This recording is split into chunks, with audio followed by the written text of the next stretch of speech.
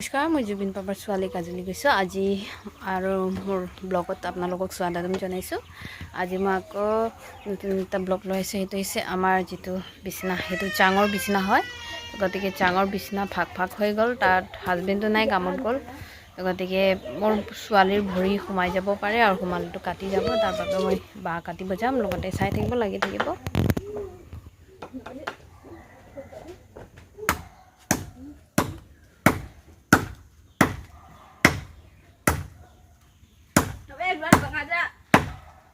Isi, kita kamu dah kira rumah.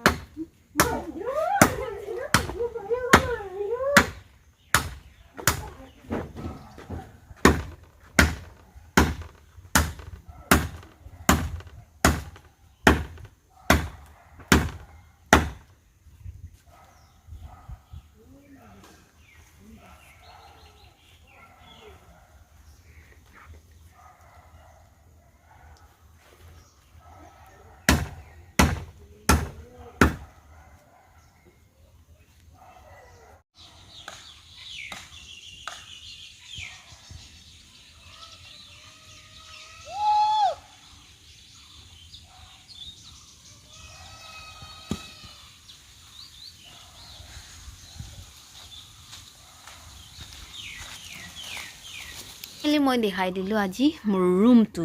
সেইটো হৈছে মোৰ ৰুম। এইটো চাওক, মই য'ত বহি আছোঁ। আৰু সেইটো পালেংটো হৈছে চাঙৰ পালেং হয়। এইটো চাব পাৰে, চাঙৰ পালেং হয়, বাঁহৰ পালেং দেই। আমাৰ সেনেকৈ বাঁহৰ পালেং, চব বাঁহৰে। আৰু ঘৰটো চাইছে চাগে, এইখিনি দেখাই দিছোঁ। এনেকুৱা হয় মোৰ ৰুম য'ত আছোঁ। তলটো চাওক, সেনেকুৱা।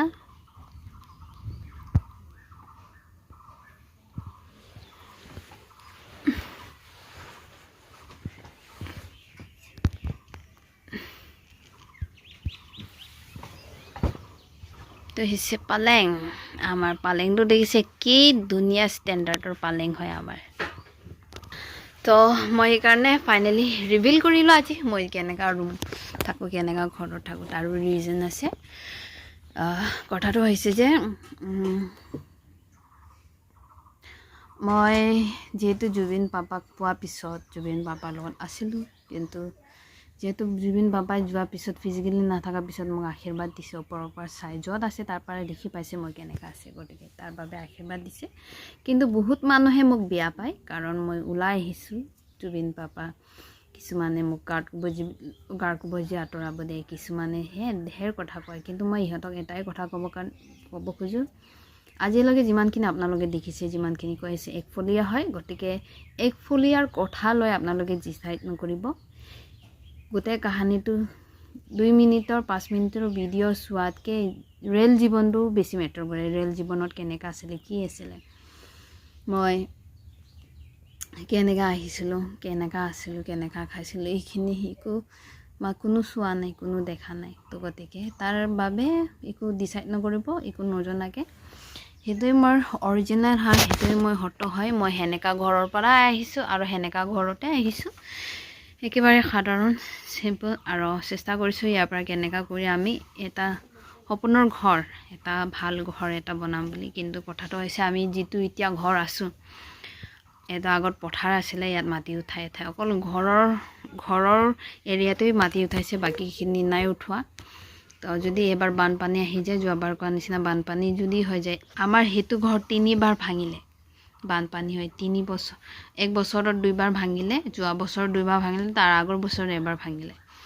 তো এইকাৰণে আমাৰ ঘৰটো সেই অৱস্থা হৈছে, ভালদৰে চুচিব পাৰে না, আৰু মানে পৰি যায়। কিমান মানুহক এনেকুৱা লগাম। আৰু এতিয়া মানুহ নাহা হৈ গৈছে, কামৰ কাৰণে মাতিলেও নাহা হৈ গৈছে, পইচা দিম বুলি ক'লেও নাহে। ইহঁতক ৰিজন আছে তাৰ কাৰণেও, মানে ইয়াত থকা মানুহবিলাক সেনেকুৱা হয়। চবেই নহয়, কিন্তু কাম কৰাবিলাকে প্ৰায়ভাগে মদ পানী খায়। তো মদ পানী যোনে মদ পানী দিয়ে, ইহঁতৰ তাত যায়। আমি মদ পানী ব্যৱহাৰ নকৰোঁ, তো আমাৰ তাত নাহে। এবাৰ কাম কৰি যোৱাবিলাকো নাহে। মানে ইহঁতে ভাবে চাগে মদ পানী খাব দিব, কিন্তু আমি নাদো, তাৰ বাবে নাহে।